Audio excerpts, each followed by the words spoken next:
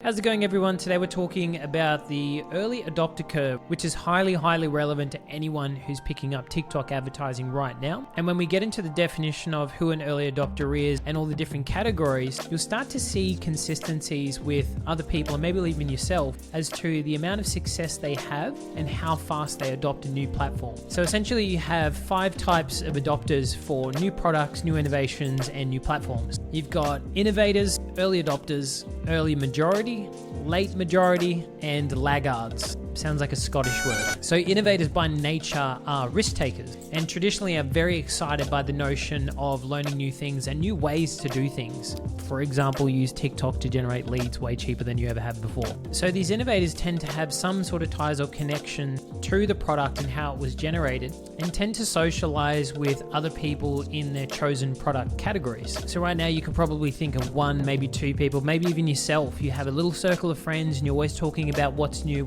opportunities and how we can get involved. And I think it's also important to realize that innovators are very comfortable with the risks they take. So now we could also dive down into personality traits and even different personality profiles. So if by default it's not in your nature or your personality to take risks, then you can't really expect yourself to look at a platform like TikTok and jump all in until maybe you've seen 50 other people have success with it. And that's fair, but you might miss out. So the second type of adopter is an early adopter. And so obviously these people follow the innovators and they tend to be some of the most influential people in a marketplace. I would actually consider these people to be thought leaders. So these are the people who you follow on Instagram, on TikTok maybe, on YouTube, whatever social media platform they're on. And these are the people with a trusted following, probably huge financial backing. And they're probably very active on social media in general as to what they think or reviewing about this product, this service, or this platform. And although usually not as big a risk taker as an innovator, they'll usually trying to obtain more information about the product or the platform before making a decision. The third type is called the early majority. Now, as the product or platform tends to have more mass market appeal, the next class of adopter to arrive is the early adopter. Now, this type of adopter is fairly risk averse. They want to make sure that their often more limited resources are spent more wisely,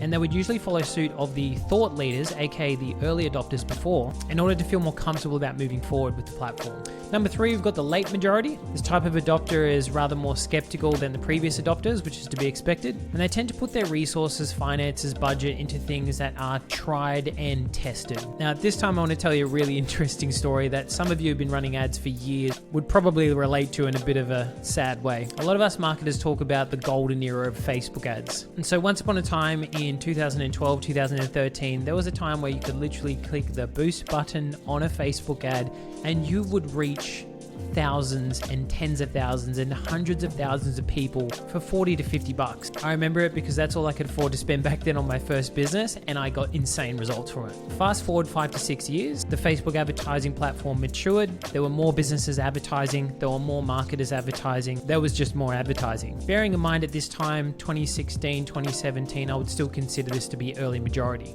Because as some of you may know, you could still click that boost button and still get some pretty decent results. And then fast forward this timeline just 2 short years in 2018, boosting posts is pretty well dead. The cost to advertise is 60% more expensive. This is when the droves of late majority adopters come into the space trying to advertise on Facebook after hearing all of these wonderful 2 to 3 years of success from the early adopters and have been told that they can get amazing results, only to realize they're late to the party. Facebook's more expensive, it's more technical to set up, and you have to eyeball your campaigns more than you ever did before. Now, my opinion as to where we're at with paid ads on TikTok right now, at least in Australia, is somewhere in between innovation and early adopters. And the way I've come to that conclusion is to look back to see when advertising was this cheap to run, which historically was between 2015 and 2017 on Facebook. Now, the cool thing about this whole scenario with TikTok ads is you don't have to wait until every marketer like me brings all their Facebook clients into TikTok and it gets saturated and too expensive and you miss out on potentially the cheapest leads you've ever got. You can see for yourself just by doing a quick Google search as to how many active users are coming to TikTok on a monthly basis to see that this platform is growing. There's a lot of attention here. You're probably on TikTok. And if you're on TikTok, it's entirely likely that your customer's on TikTok as well. So look, my intention for this video was to help you see that TikTok is such a massive opportunity and we're still so early into using the ad platform. And for those of you out there who are still umming and ahhing about dipping your toes into Facebook and Instagram ads, I would say skip those platforms entirely if it makes sense. sense, as you can get a way better bang for your buck on TikTok. So look, that's all I've got for you today. I hope that was insightful. If you have any questions about TikTok marketing or about what strategy will fit your business, feel free to reach out and I'll talk to you then. See you later.